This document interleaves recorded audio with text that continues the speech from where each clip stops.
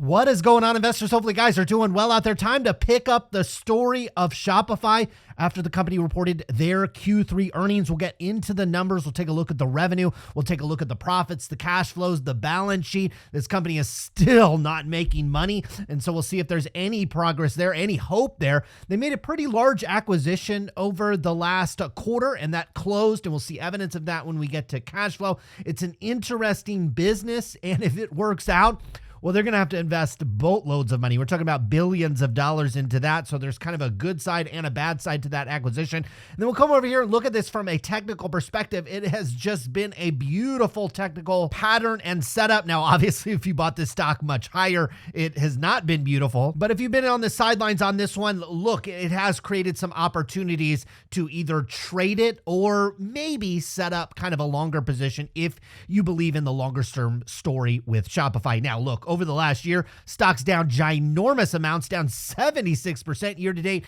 paints a similar story. A lot of these COVID babies have just given back all the gains that they saw during that era. Now, we still have a gigantic $43 billion market cap on this one. And as we move through the financials, you're going to see this is a company that is still going to have to grow relatively rapidly in order to meet those expectations. Now, those Q3 expectations actually came well within line with what Shopify delivered. $1.37 billion worth of revenue. That was 22% growth. Long gone are the days of 40, 50, 60, 100% growth with this company. Those days are not coming back anytime soon with Shopify. They beat expectations on that revenue side by about $30 million. They beat expectations on the quote earnings side, which they lost money. And when we roll through these financials, you're going to see it paints a pretty ugly story. Now, they did give us full year 2022 outlook, but they were very coy and saying that they will just outperform the broader U.S. retail market, which really doesn't mean anything to anybody. So really what I had to do was come over here and look at what Wall Street was expecting. And they're kind of expecting kind of like a low 20% growth rate really out into the future with Shopify. And I can buy that when we look at these financials. A low 20% growth rate with this company minus some transformative acquisition, which I really don't think is out there, not something that they could do. I can buy that we're just going to kind of inch up revenues kind of in that 1.5, 1.6, and eventually get to about $2 billion worth of revenue sometime in calendar year 2024. For the upcoming fourth quarter, we're expected about $1.64 billion worth of revenue. Again, most recent quarter we just did $1.37 billion. Obviously, in the fourth quarter, you have that boost when it comes to the holiday shopping season, and then it kind of resets back to kind of $1.5, $1.6 billion worth of revenue for Shopify. When you look at this from an annual perspective, and you click on the annual button and you get to like a $5.5 billion worth of revenue this year, you're still paying about 8 times sales on this one. Next year, even if you grow 22% at Shopify, you'll have about $6.75 billion worth of revenue. You're still paying over 6 times sales. You really don't get to a reasonable price to sales on this one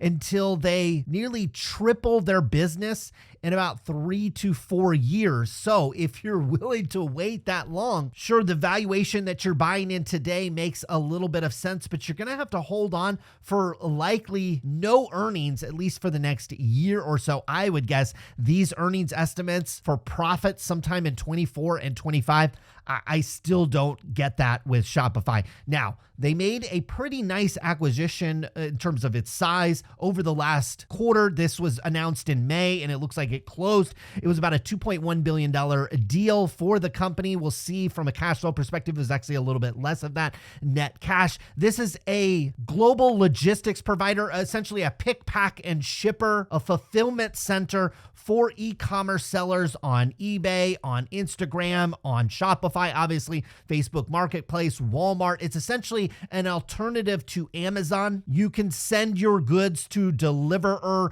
and they will house them. They will pick, pack, and ship them. And they basically charge you a storage fee and a delivery kind of postage fee. This is a very low margin business. I don't have to tell anybody of that. You can bring up Amazon's financials and see that this company makes basically no money. Amazon, I'm talking about, makes no money in this business. And on top of that, it requires so much investment because you need these fulfillment centers across the country in order to meet kind of the 2-day delivery promise that they have to deliver in order to compete against Amazon. So if Deliverr is a success, and something like this, an alternative to Amazon, there is a market for that. If it is a success, it's going to have to require we're talking about billions of dollars worth of investment, employees, warehouses, technology, all those types of things. And so you better buckle up if you're Shopify. If this is a successful acquisition, it's going to push profits back several years, in my opinion, with this company. Now,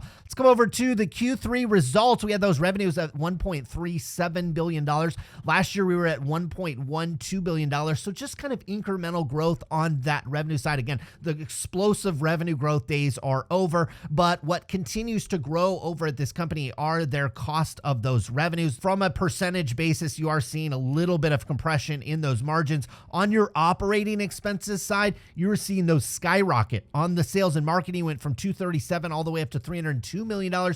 Research and development really skyrocketed from $221 million all the way up to $412 million. And then finally, you have your general administrative, went from $128 all the way up, basically a double, to $255. And then finally, you have your transaction and loan losses. They have a little bit of credit exposure at Shopify with merchants and consumers. You went from $25 million in losses there to $37 million. Not a big expense, but you look at your total operating expenses. Look at this, guys. You went from $613 million last year. You were basically last year on a quarterly basis, essentially breaking even off of $1.1 billion worth of revenue. You had $514 million worth of costs there that gave you gross profit of $608 million. So then you minus off your operating expenses of $613 million, and it basically gave you a very small loss from operations over at Shopify. That just absolutely ballooned in the most recent quarter. So off this we'll just call that $1.4 billion worth of revenue, we had another $703 million worth of cost. That gave us gross profit of about $662 million. Now, unfortunately, you have to take 662 and minus $1 billion, and that gave you a loss from operations of $345 million. I hate these companies. I hate these companies that had their best growth days behind them and they couldn't turn it into a profitable business. And now that the growth is going to slow and it's not going to come back, they still haven't scaled up their business enough to earn a profit. It's just not good enough from an operating perspective. You pull all the way down to net income, it paints basically an identical story. You come over here to cash. Company still has plenty of leeway, okay? They still have plenty of runway. They still got plenty of cash, even though they are losing quite a bit of money. We'll come over here and look at it from a cash flow perspective. As most of you will understand, some of this or most of this can be stock-based compensation. It's not actually cash being sucked out of Shopify's balance sheet, but you do see over the last year, you went from about $8.5 billion worth of total current assets down to about $6 billion. That includes a drain on cash. They have very few liabilities over at this company. So again, from kind of a going concern or, going bankrupt kind of thing, that's not even close to where we're at with Shopify, but they do need to turn the business model around, raise prices, do something to, impact profitability. So you pull down to a 9-month cash flow statement and you pull down a disastrous net income of a negative $2.8 billion.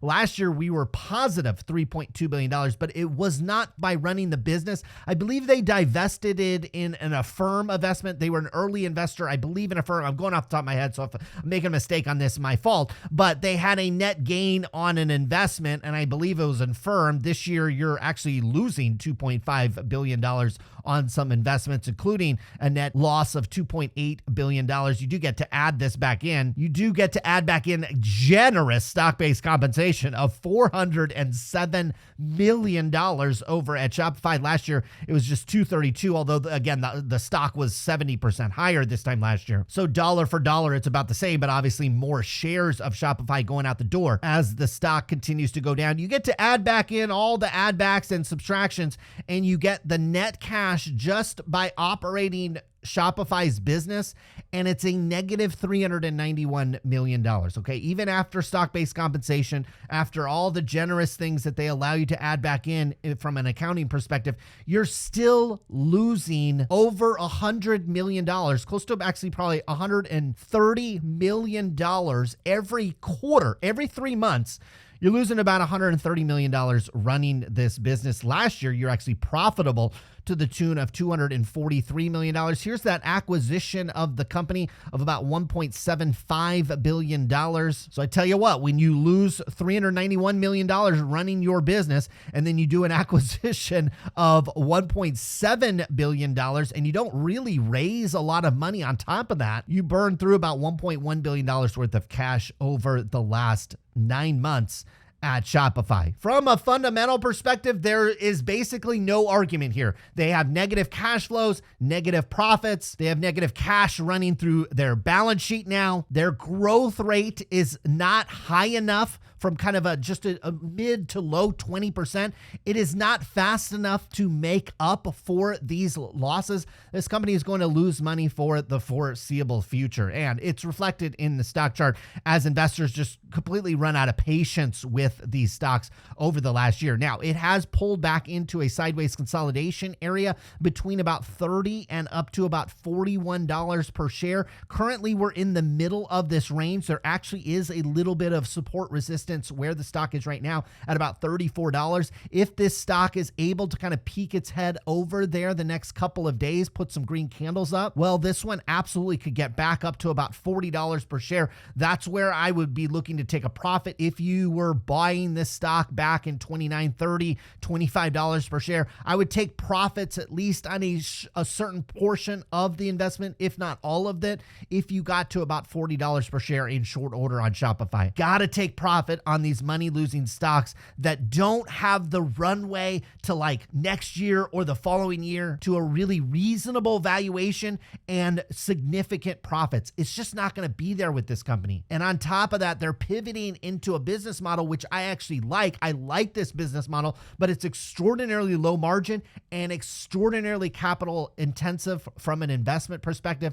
And so it's going to continue to turn this company's balance sheet upside down. They're going to continue to dilute you, not only from a stock-based compensation perspective, but in order to fund the growth of this business, if it works out, they're going to issue Shopify shares. Maybe they do bank debt, which I don't think they will at today's interest rates. That is going to keep a lid on this stock. Certainly if I'm wrong and there's a bull case, you need this one to get above 40. You get above 40 on this one, and you could have a pretty strong rally back up into the 50s and 60s, probably very quickly. But I think more than likely, you're just going to simply chop around in this area with this stock. And if I had my best guess, and look, I've been right on this stock for a while. You go back and look at our old Shopify videos. We have never been bullish on this stock. I think it's going to actually chop kind of down and sideways. You're going to make lower lows, lower highs on this one. That's just my call. These financials aren't good enough. They're still not good enough. I like this company. I like their business model, but from a stock perspective, and this is what this show is all about, it's just simply not good enough yet over at Shopify. Hopefully you guys enjoyed today's video. I'll be back again soon with more. Good luck with your investments.